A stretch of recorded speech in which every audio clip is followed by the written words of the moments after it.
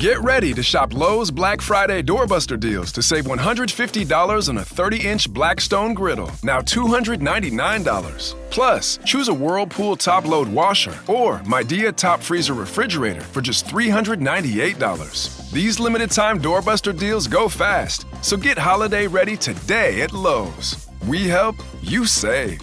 Valid 11/28 through 12/1. Selection varies by location. While supplies last. See Lowe's.com for more details.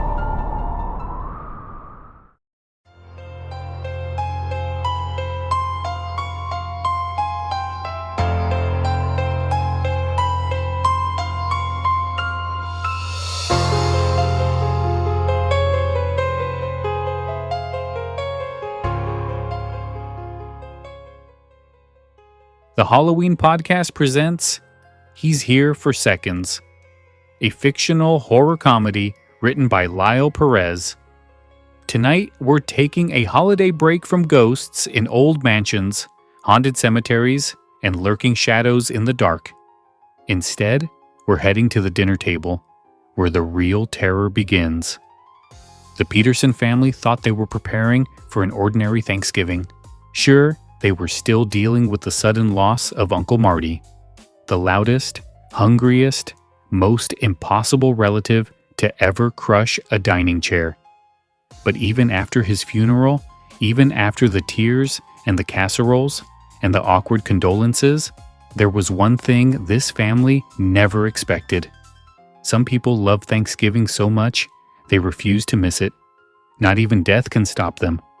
Tonight's tale combines spooky fun with holiday chaos in the spirit of Goosebumps, wrapped in gravy, laughter, and just a little bit of horror. So gather close, pass the stuffing, and whatever you do, don't stare at the empty seat at the head of the table. From our family to yours, happy Thanksgiving, and welcome to He's Here for Seconds.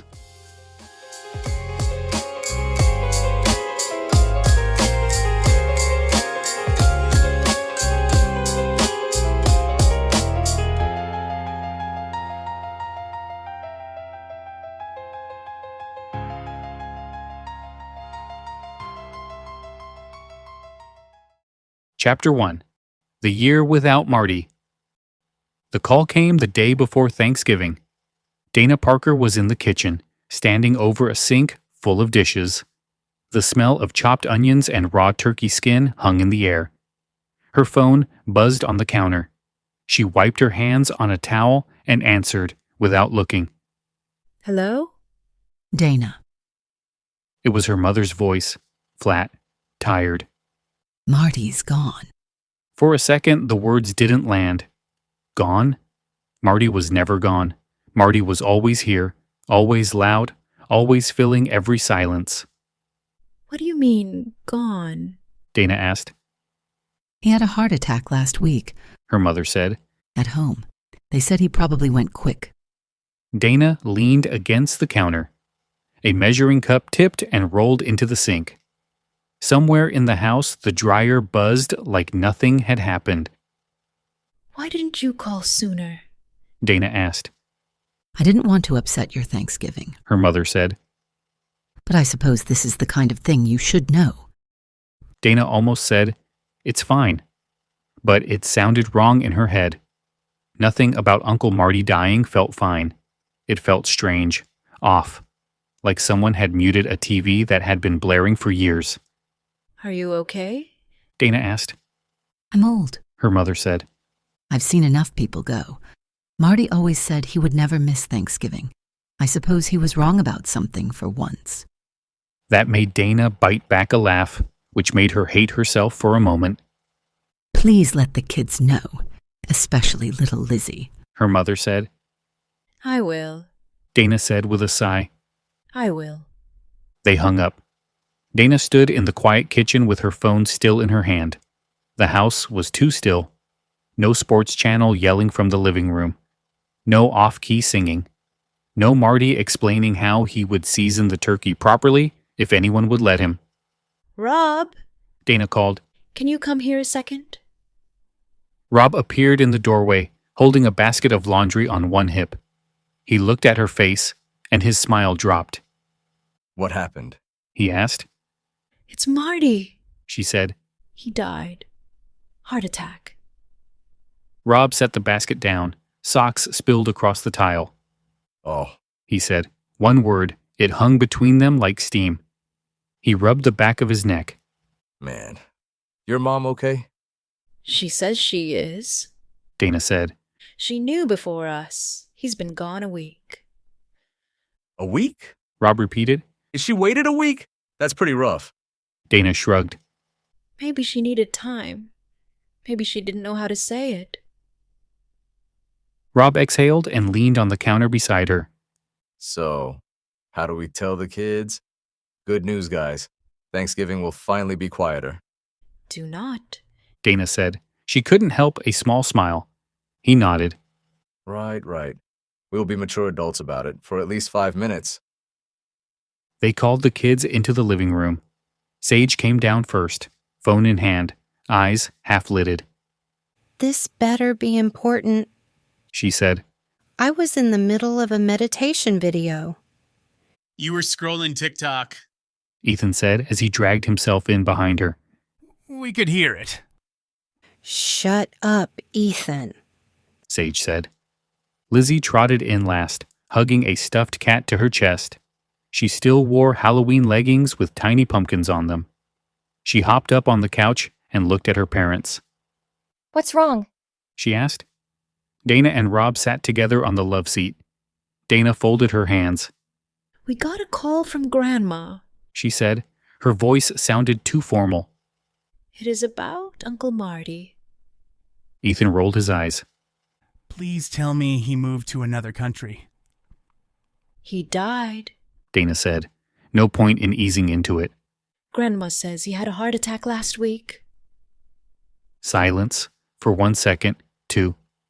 Then Sage said, Wait. For real? Rob nodded. For real. Ethan blinked. His mouth opened, then closed. He didn't look sad, just surprised, like someone had told him a loud commercial he hated had finally stopped playing. Oh, He said. wow. Sage shifted her weight. That's messed up. They both looked at Lizzie. She stared at her stuffed cat, then at her parents. So, he's not coming to Thanksgiving? She asked quietly. Rob swallowed. No, kiddo, he's not. Lizzie's lower lip trembled. Tears filled her eyes faster than Dana expected. But he always comes. Lizzie said. He sits in the big chair and eats all the rolls and tells the same story about the time he almost met a celebrity in the airport. And it isn't even a good story, and everyone tells him that, and he tells it anyway. Her voice broke on the last word. She pressed her face into the stuffed cat. There it was, real grief. For all his noise and bragging, Uncle Marty had been hers in a way no one else claimed. Dana moved to sit beside her and wrapped an arm around her shoulders. I know, honey. She said. I know you loved him. From across the room, Ethan muttered, He loved hearing himself talk. Ethan, Rob said. tone. What? I'm just saying. He did that thing where he pretended to ask you something, but really it was just an excuse to tell you how you're wrong. Sage snorted. Like, actually, football was better in the 80s. Or, actually, that's not the right way to mash potatoes.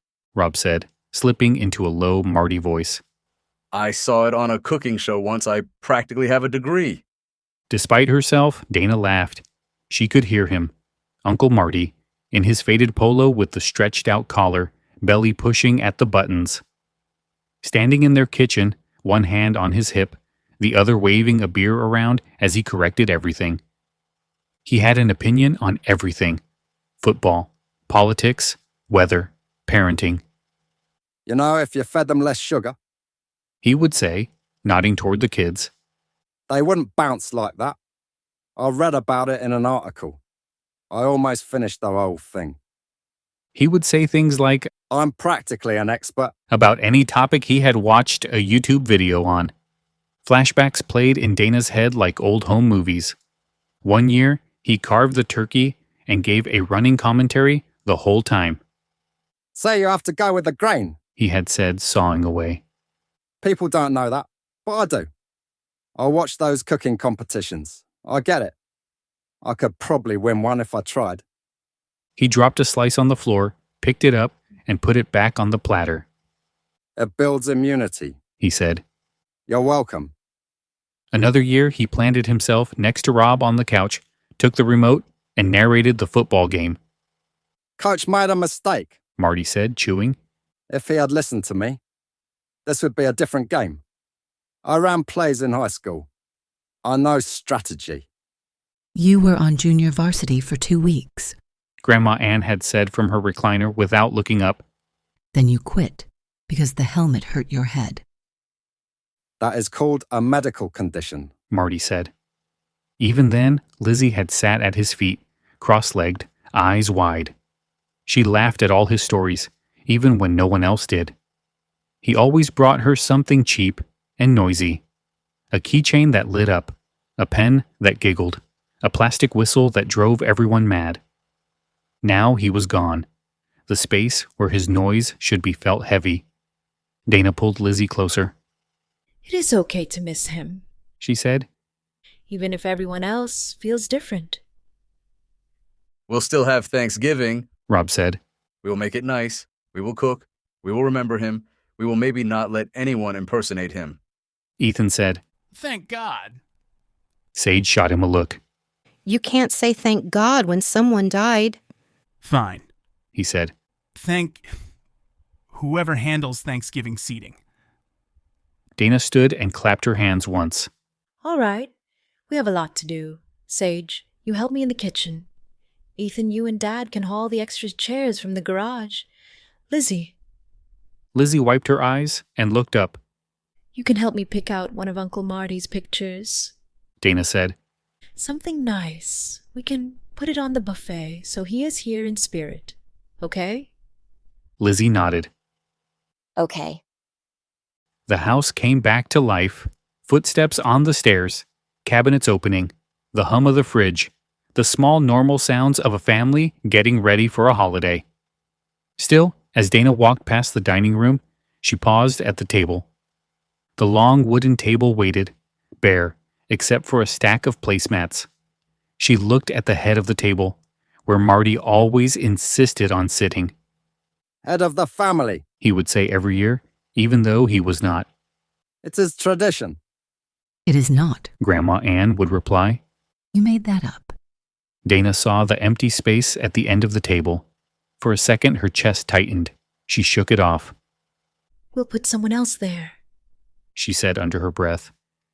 We are not saving you a throne, Marty. Not this year. She turned to go, but stopped when a thought brushed her mind, light as dust. He always said he would never miss Thanksgiving. She shook her head and went back to the kitchen. The house felt quiet, too quiet, like it was holding its breath. Chapter 2. A Seat for the Unexpected. Thanksgiving morning arrived with the cold smell of November rain. The Parker house buzzed with half-hearted tradition. The Macy's parade played on the TV, muted except for the occasional burst of marching music. Rob had turned the volume down every time a float went by because the announcers yelled too much. We don't need more yelling in this house. He said, carrying a bowl of potatoes to the counter. We are down a yeller. Let us embrace quiet. Dana smacked his shoulder with a dish towel. Too soon? Too honest. He replied.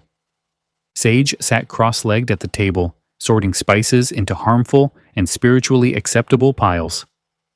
We should not use black pepper. She said. It is aggressive energy. It keeps bacteria away? Dana said. So does sage. Sage said, lifting a smudge stick. You are not smoking the turkey. Rob warned. Ethan rolled in, wearing headphones, hoodie pulled over his head. His eyes were half open, hair sticking up like he'd fought with static electricity. Did you brush your teeth? Dana asked. Brushed them yesterday. Ethan mumbled. It carries over. No, She said. that's not rollover minutes. He trudged upstairs in protest. Dana checked the time. 9:14 a.m. They had hours before dinner. They could handle this.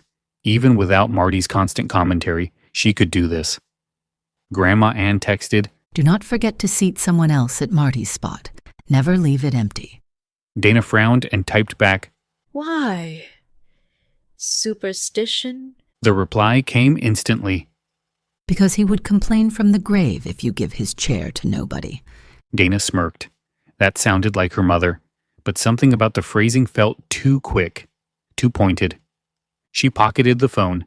They weren't giving Marty a seat of honor anyway. That was that. Lizzie had been quiet all morning. She dressed herself in a pumpkin sweater and carried her stuffed cat, Mr. Squish, under one arm like a baby. She drifted from room to room, not helping, not playing, just watching.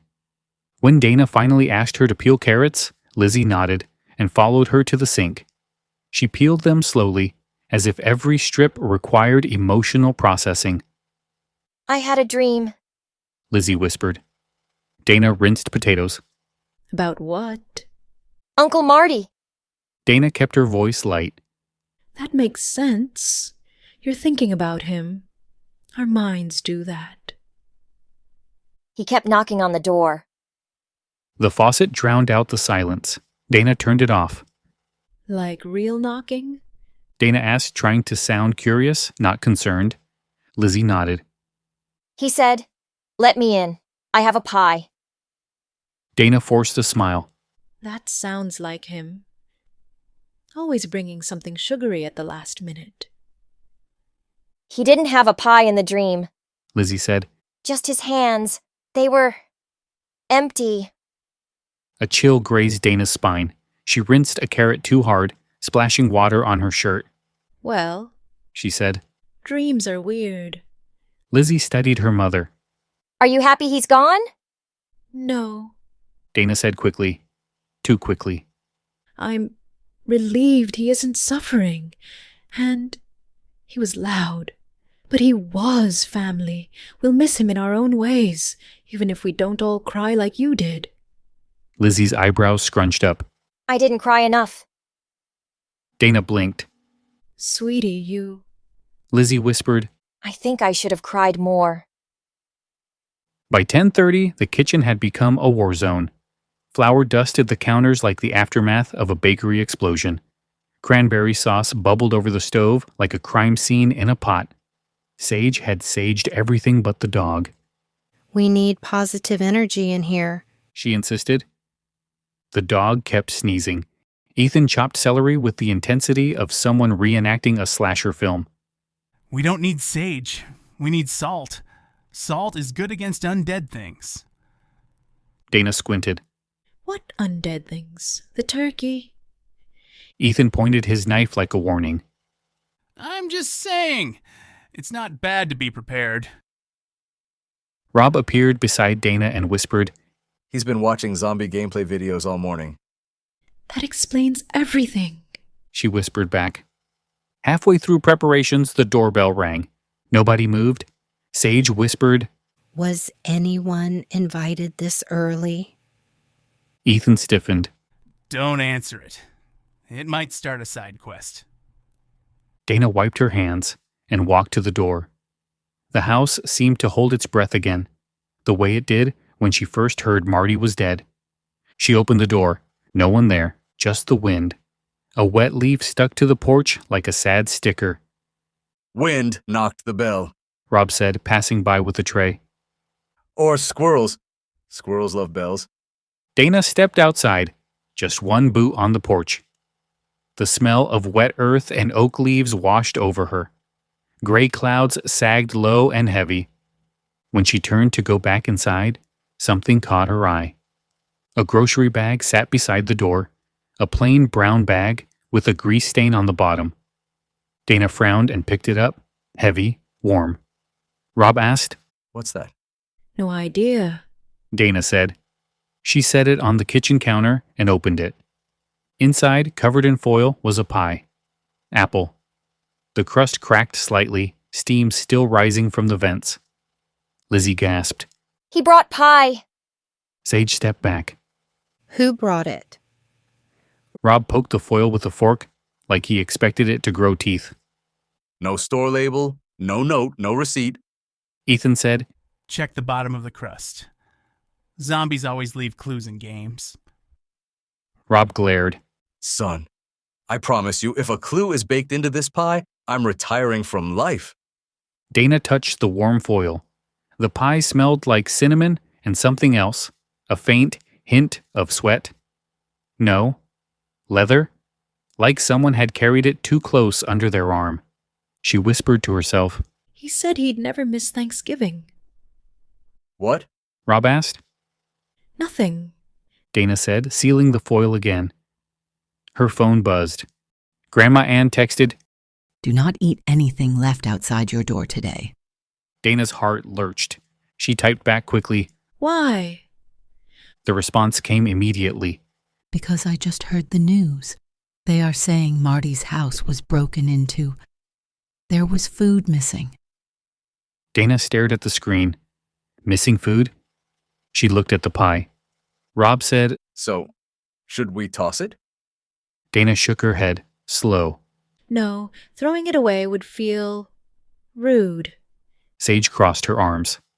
We are not eating mystery corpse pie. Rob inhaled deeply. Corpse pie. Thank you. New band name. Lizzie tugged Dana's sleeve. Can we put it out? Like, as a seat for him? Just for today? Dana's stomach twisted. We don't need to. No random empty chairs. Lizzie said, voice shaky. Grandma texted me that. What? Dana asked. She texted you too? Lizzie nodded. She said, never leave an empty place for someone who complains his way into a throne. Rob snorted. That sounds exactly like her. Dana looked at the long dining table, still half set. Only 5 chairs filled, one at the head. Still empty, waiting. A shiver slipped down her spine. Lizzie whispered, He's coming. We should pick a seat before he gets mad. The house seemed to listen. The dog whined. Dana swallowed. All right. She said softly. Nobody sits at the head today. We'll give it to the pie. She set the pie carefully in front of the head chair, and for a moment, just a moment, she could swear she heard something. A small, pleased sigh, like someone settling into their place. One day only Thanksgiving Day deals are coming to Lowe's.com. Plus, members get early access to online Black Friday doorbuster deals on gifting favorites, like the still trending Cobalt Mini Toolbox for just $14.98. Don't miss up to 50% off for one day only at Lowe's.com. We help, you save. Valid 11/27 only on Lowe's.com. Member only doorbusters and midnight Eastern. Loyalty program subject to terms and conditions. See Lowe's.com/terms for details. Subject to change while supplies last. Chapter 3. The Wrong Kind of Guest. By noon, the whole house smelled like garlic, onions, sage smoke, and silent tension. The pie sat at the head of the table like some honored monarch, wrapped in foil like ceremonial armor. Nobody talked about it. Nobody removed it. Nobody touched the chair behind it. Nobody wanted to. Dana stirred gravy without looking away from the table. The pie sat there like a sleeping animal, waiting to be cut open. Why are you staring at it? Rob asked, chopping herbs beside her. I'm not staring, Dana said. You're absolutely staring, he replied. It's just a pie, she said. Then stop watching it like it might breathe. She turned away from it, eyes on the gravy. It bubbled too slowly, like the stovetop was moving in syrup. Every few seconds, she could feel the pull to glance back again. She resisted, until the oven beeped. Dana jumped. Turkey's done. Rob said. Finally, some normalcy. He put on mitts and opened the oven like he was expecting fireworks. Heat blasted up, fogging his glasses. He reached inside, grabbed the roasting pan, and pulled. It slid out too easily, too light. He looked down, empty. Dana dropped the gravy spoon. It clattered into the pot, splashing brown sauce across her apron. Where's the turkey? She asked. It's not here, Rob said. Sage gasped. This is a sign, a spiritual message. Ethan ran over and stared into the oven. It's a sign that someone ate a whole bird. A whole bird! That's a monster move. Lizzie stood frozen by the sink, gripping Mr. Squish. He likes turkey. Nobody moved. Nobody breathed. Rob inspected the pan like he'd misplaced a set of keys. How do you misplace a 14-pound roasted turkey? Dana opened her mouth, closed it, then whispered. It was here an hour ago. It had to go somewhere. Ethan said. Turkeys don't teleport unless this is a DLC pack. Lizzie tugged her sleeve. Mom? Dana turned to her. Lizzie pointed a shaking finger toward the dining room. They all followed her gaze. The foil on top of the pie was wrinkled differently now, like something underneath had expanded. Hey! Rob hissed. Did someone already cut into that? No. Sage said. No one touched it. They stood there staring until something inside the foil thumped softly, a fleshy, wet sound. Dana's chest tightened. Okay. Nobody panic. Rob whispered. Too late. The foil crinkled, ever so slow, as if something beneath was adjusting, like someone shifting under a blanket. Then came a sound, a low, slow humming. A familiar humming. Oh no. Dana whispered. No, no, no. Lizzie started shaking with excitement, not terror. He's here. Kiddo, Rob whispered. that's not a good thing. The humming grew louder, humming a tune, off-key, horrible, but recognizable. Sage slapped both hands over her mouth. He's humming the song from the Cranberry commercial, the one from the 90s. Only Marty would remember that jingle. Rob muttered. A slow, dragging sound scraped across the floorboards. Something heavy, sticky, coming from behind the table. Dana realized the smell filling the room wasn't just pie. It was sweat, pork fat, barbecue sauce, and something sour. Heavy footsteps. 1, 2. The sound of wet shoes dragging. Everyone backed up instinctively. Whatever you do, Ethan whispered. do not scream. Zombies lock on to noise. Dana whirled on him. You are grounded if we survive this. A thick, meaty hand reached around the chair. Not rotting, not skeletal, just swollen, purple, and dripping with gravy. A voice, slow and stretched, gurgled. Turkey. Another step. A shadow filled the hallway like someone had stuffed a man into a body bag wrong. A familiar shape, same big belly, same wrinkled polo shirt. Only now the fabric strained, ripped, stained with grease and something darker. He stepped into the dining room. Uncle Marty, sort of. His eyes were yellowed like egg yolks. His teeth looked wider, too many for his mouth. His smile stretched too long, too forced, like someone remembering how to imitate happiness. He dragged something behind him. The turkey, half-eaten, bitten down to bone, skin torn ragged. He hunched over it possessively, like a raccoon with a trash feast. He said, through a mouth that could barely close. Perfect temperature. He lifted his gaze slowly, too slowly, like his neck was figuring out the steps. Dana, He said, voice wet with grease. I knew. You'd overcook it. Dana whispered. Oh, God. You're welcome. Marty gurgled. Lizzie took one step forward, eyes bright with tears. Uncle Marty! Dana grabbed her arm. No. Marty's smile stretched wider, too wide, his jaw popping softly. Lizzie, still my favorite girl. Then he winked, but the wink was wrong. Both eyes closed, at different speeds. Rob whispered, Why are his eyes doing that? Marty took a step. Each movement was like his body remembered it an inch at a time. Step, pause, lurch. He sniffed the air, loudly, like a dog smelling bacon. Sage, He said. still not eating enough. Sage squeaked like a balloon being stepped on. Marty said. Need meat on bone. Dana yanked Sage behind her. Nope. No one is eating anybody today. Ethan hissed. Mom, we need salt. Salt is the universal anti-undead. We are not throwing seasoning at him. Dana whispered. Marty stared at Ethan, slowly, too steadily. Ethan, still useless. Ethan whispered. He remembers. Dana pushed everyone back toward the kitchen, slowly, quietly. Okay. She whispered. New plan. We treat this like a normal visit. A normal visit? Rob said. Marty is literally dying and eating at the same time. As long as we don't upset him, maybe he'll finish the turkey and go. He already finished the turkey. Sage said. Marty smacked his lips, loud, sticky, echoing. Rob swallowed. Round 2 then. Dana forced a nervous smile. Marty, we're so glad you could join us. Marty's jaw stretched into a smile, cracking at the corners.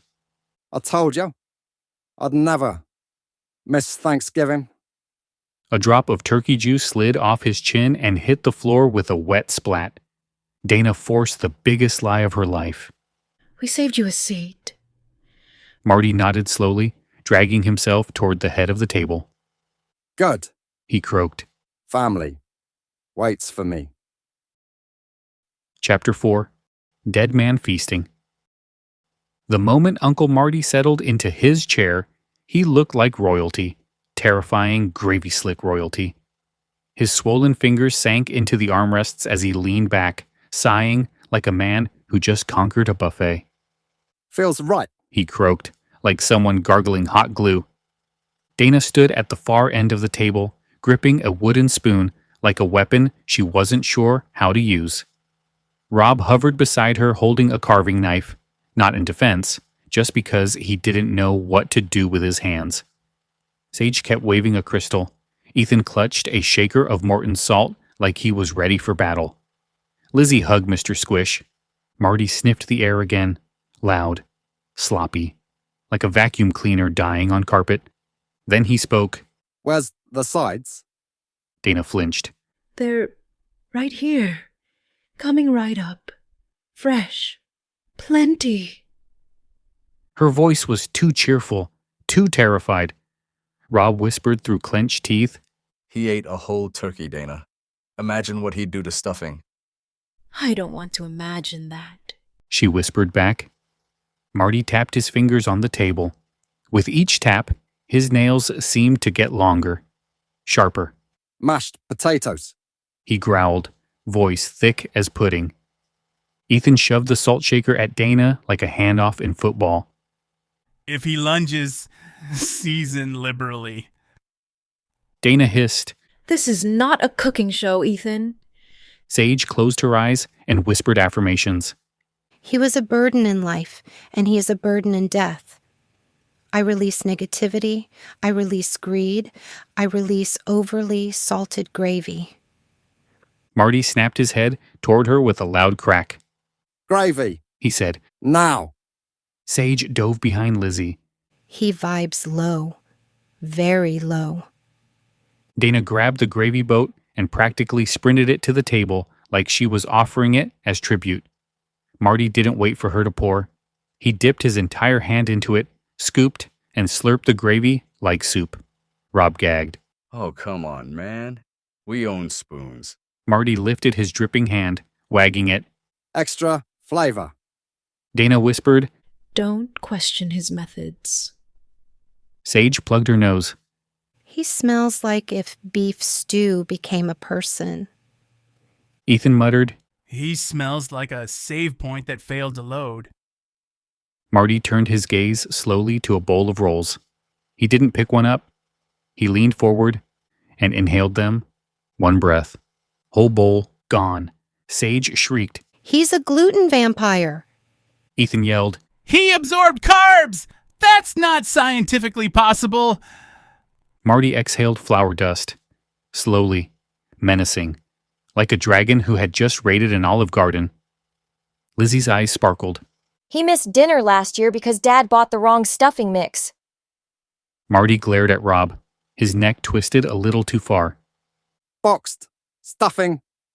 Rob raised both hands. It was on sale. Marty growled. Sale. Is not flavor. His voice rattled the chandelier. Every bulb flickered. The table creaked. Dana shoved a bowl of green beans toward him. Look, Marty. Healthy things. Good things. He stared at them. The beans wilted in the bowl. No. Vegetable. He whispered. Meat. Meat. Meat. Lizzie tugged his sleeve gently.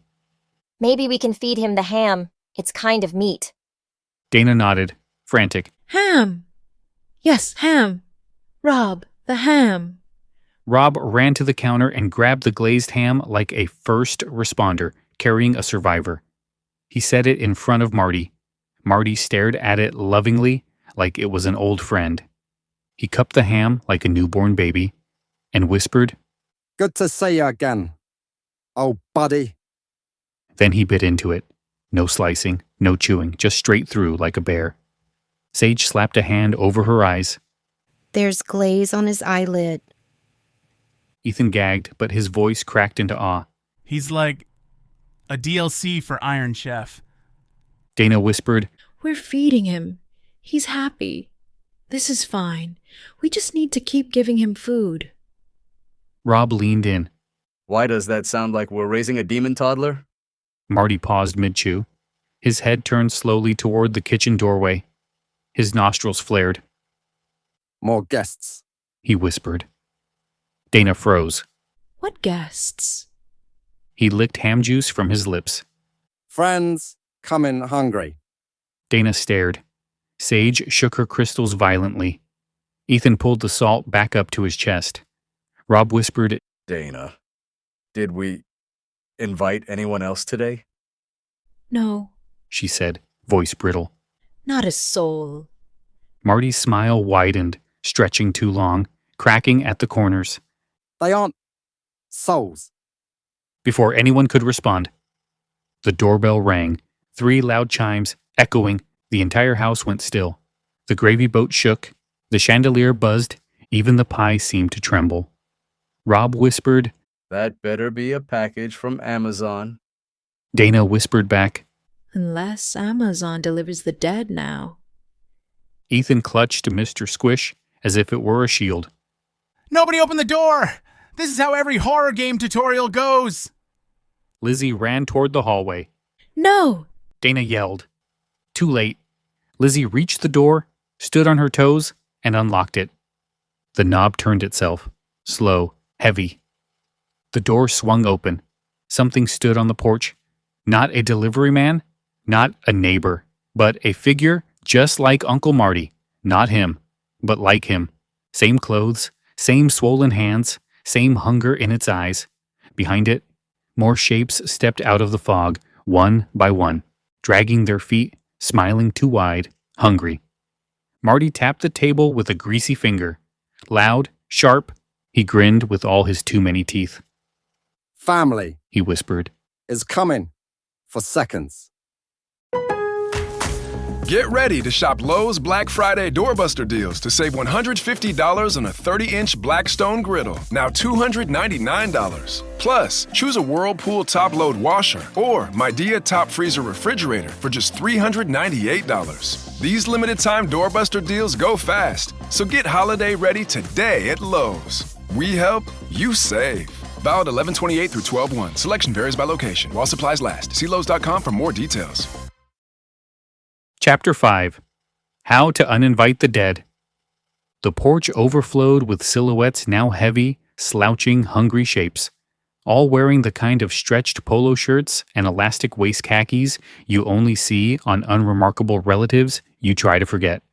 They weren't rotten corpses, they weren't ghosts. They were leftovers, family leftovers, half-remembered uncles, gap-toothed cousins, people you only saw at weddings and funerals, blurry as bad photos in your memory, half familiar, half wrong, and they all smelled like sweat, beer cheese, and processed ham. Lizzie stood frozen in the doorway, clutching Mr. Squish. Close the door, Dana shouted. Lizzie slammed it shut, and the house rattled like someone had body slammed it. The knocks were slow, heavy, stupidly polite. Sage shrieked, waving her crystal frantically. They're like MLM salesmen. They won't leave unless you tell them no. Rob grabbed the handle to reinforce it. Except these ones want casserole, not cosmetics. Behind them, Uncle Marty kept eating the ham. Bite, drip, bite, drip. His yellow eyes rolled back with pleasure. Dana's skin crawled. Why now? She whispered. Why today? Why come back at Thanksgiving? Ethan looked up, eyes wide behind his horror gamer shell shock. There has to be a rule. There's always a rule. You don't just get zombies at dinner without lore. That's illegal game design. Dana snapped. Then figure out the rule. Ethan nodded and scrambled toward the kitchen island where the tablet lay. The screen still glowed with the paused video Lizzie had watched earlier.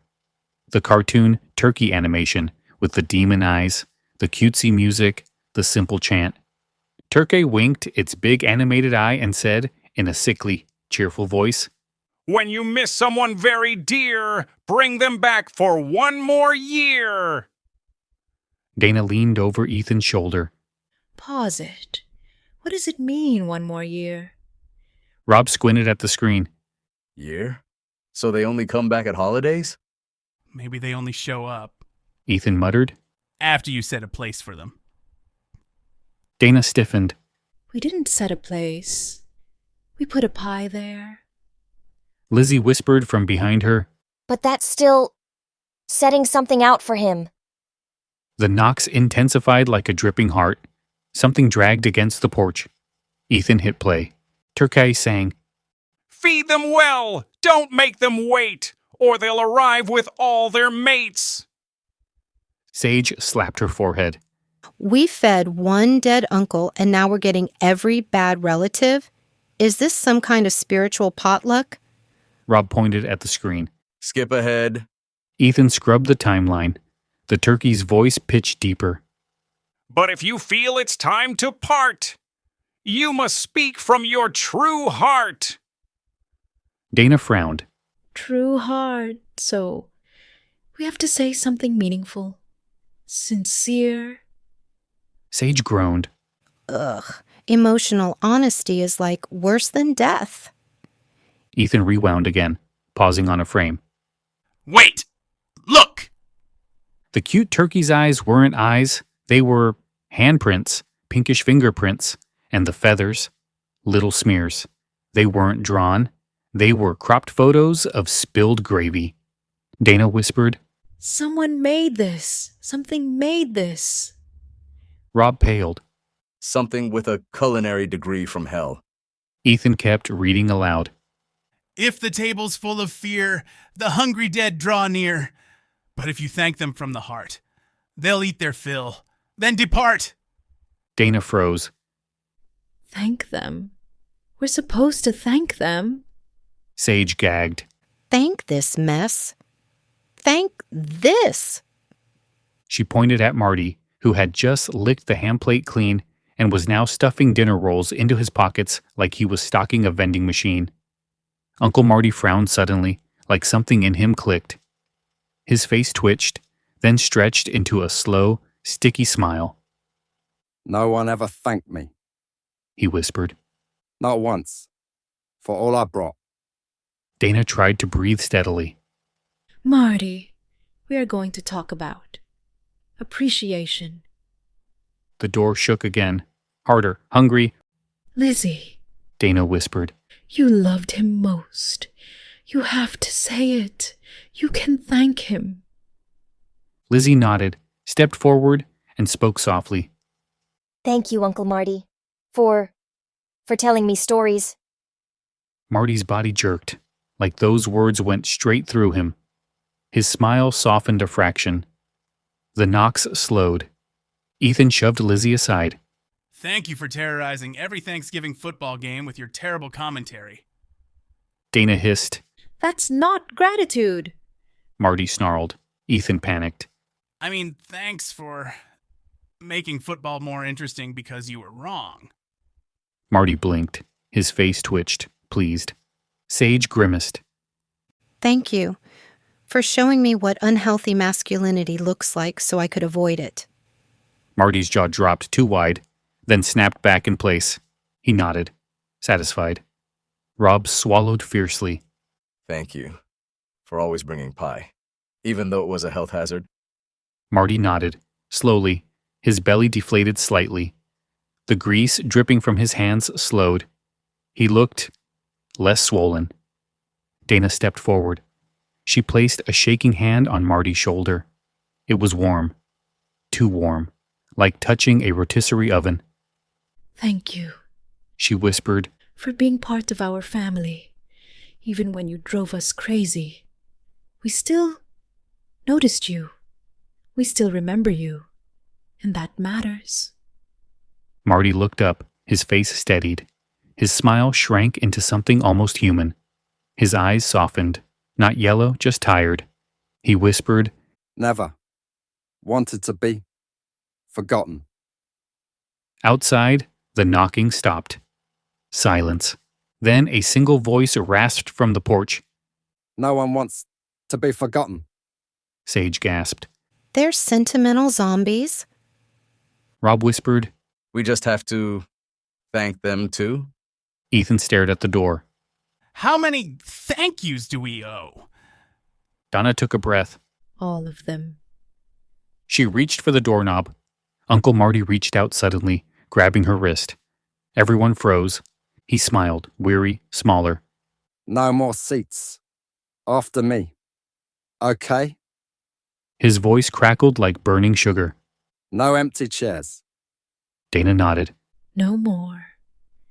His body sagged. The grease evaporated into mist. The ham-stained shirt loosened as his shape slumped inward, like air leaking from a balloon. Dana blinked, and he was gone. A smell lingered. Cinnamon, sweat, and something sad. Lizzie whispered. He said goodbye. Dana whispered back. Yeah, for real this time. Then she opened the door. Chapter 6. Leftovers Don't Die Easy. Dana opened the door. The fog was gone. The porch was empty. No swollen polo shirt zombies, no hungry dead uncles, no casserole-seeking specters. Just wet leaves and cold November air, like nothing had ever happened. The family stood huddled in the doorway, waiting for something, anything, to jump back out. Nothing did. How anticlimactic. Ethan said. Sage exhaled dramatically. Spiritual closure achieved. We've grown. We've ascended. We're... A single something landed at the doorstep with a wet slap. Everyone stared. It was a soggy dinner roll. Is that a snack tip? Rob asked. Dana nudged it with her shoe. It screamed. Everyone screamed back. Rob kicked it like a football into the yard, and the roll stopped screaming the moment it hit the grass. Dana slammed the door. Okay, that's done. No more door, no more rolls, no more spooky carbs. They barricaded it with a chair. Not the head chair. Not ever again. They returned to the dining room to regroup. Most of dinner was gone, consumed, licked, inhaled, spiritually violated. All that remained were green beans, half a bowl of dry mashed potatoes, and a chunk of ham with bite marks that looked like they were carved by a rototiller. Rob stared at the table. We can salvage this. No, we can't. Sage said. That ham has trauma. We have pizza rolls. Ethan offered, raising a box like it was Excalibur. Dana groaned. Fine. Pizza rolls. Let's be grateful they're not possessed. They loaded a tray and shoved them into the oven. The family sat around the table in exhausted silence. Lizzie sniffed. Do we still need to say what we're thankful for? Rob shrugged. Why not? We survived the undead side of our gene pool. They went around. Dana. I'm thankful for closure and bleach. A lot of bleach. Rob. Thankful for frozen food and modern refrigeration. Sage. Thankful for emotional boundaries and not eating animals that talk. Ethan. Thankful that we didn't need to decapitate anyone. Dana stared. That should not be a normal Thanksgiving sentence.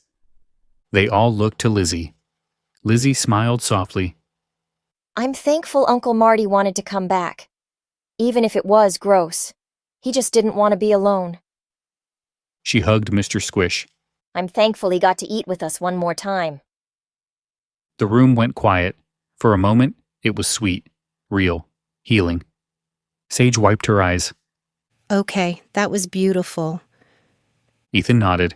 Yeah, for a horror arc that had unexpected empathy. Rob smiled. Look at us, growing. The oven beeped to signal the pizza rolls were done. Then it beeped again, and again, and again. Why is it doing that? Sage whispered. Rob opened the oven door. The pizza rolls were gone. The tray was licked clean. A giant, greasy, M-shaped fingerprint was smeared in marinara on the metal. Ethan whispered. For Marty?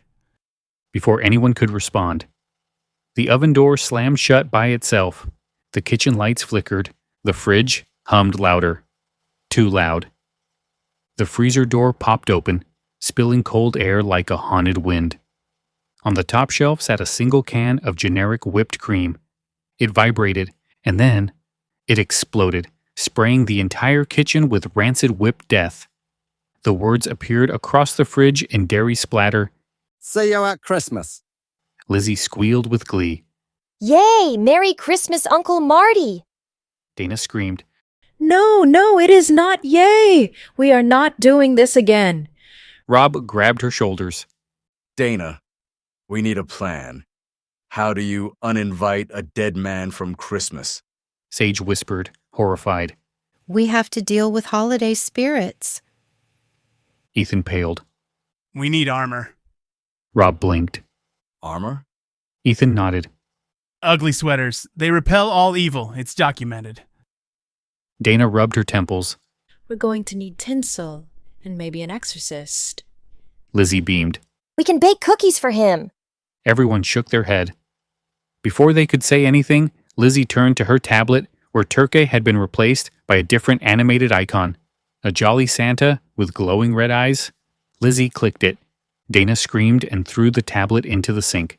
It giggled from inside the garbage disposal. Sage shrieked. Kill it with a... Dana turned on the sink. Full blast. Let it drown. The house went eerily silent. A faint jingle bell echoed somewhere they could not locate.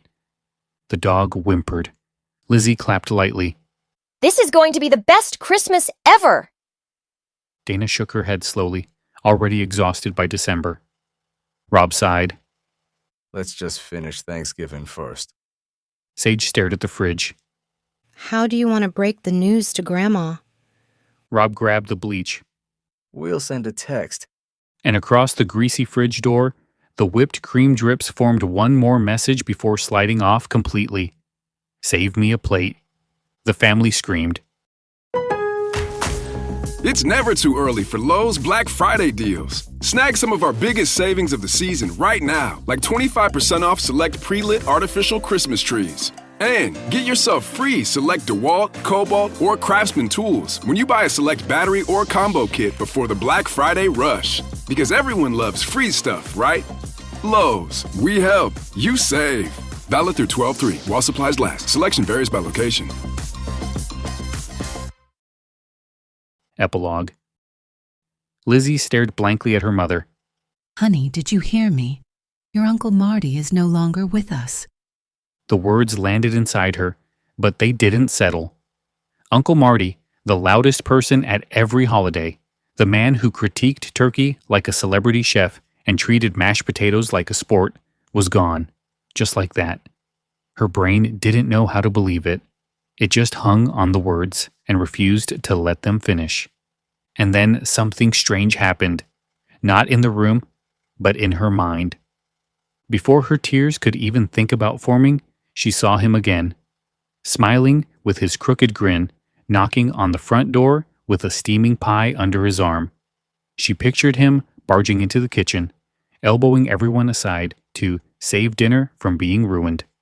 She imagined him sitting at the head of the table, belly first, eating a whole turkey with his bare hands, and complaining about dry stuffing, even while swallowing half the dish. And because Lizzie's imagination never stopped at normal, she saw him louder, hungrier, bigger than life, big enough to ignore death itself. If Uncle Marty wanted seconds, who was going to stop him? Just because he was gone didn't mean he wasn't coming to Thanksgiving. Not him, not ever. The whole wild story played out in a single heartbeat, as if her mind couldn't accept losing him without one last ridiculous holiday.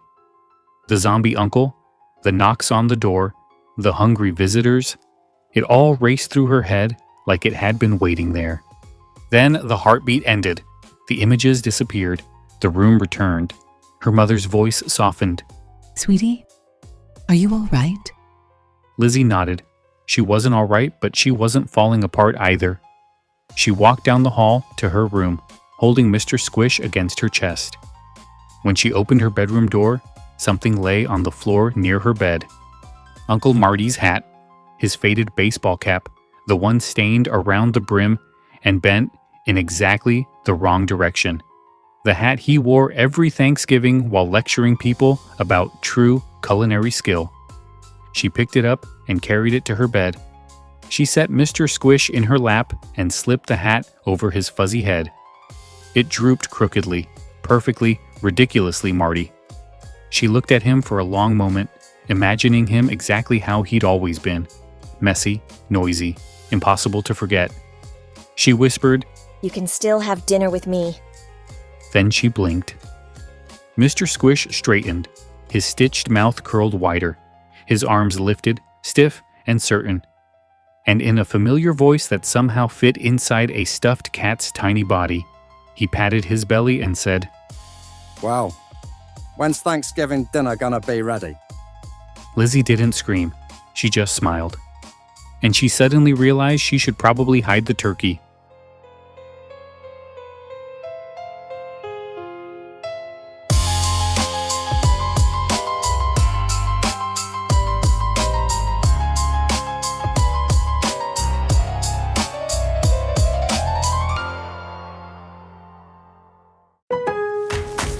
Lowe's early Black Friday deals are going fast. Don't miss up to 50% off select major appliances. Plus, up to an extra 25% off when you bundle select major appliances. And with Christmas around the corner, you're going to need more string lights, right? Save $4 on GE LED 100 count string lights, now just $5.98. Lowe's, we help, you save.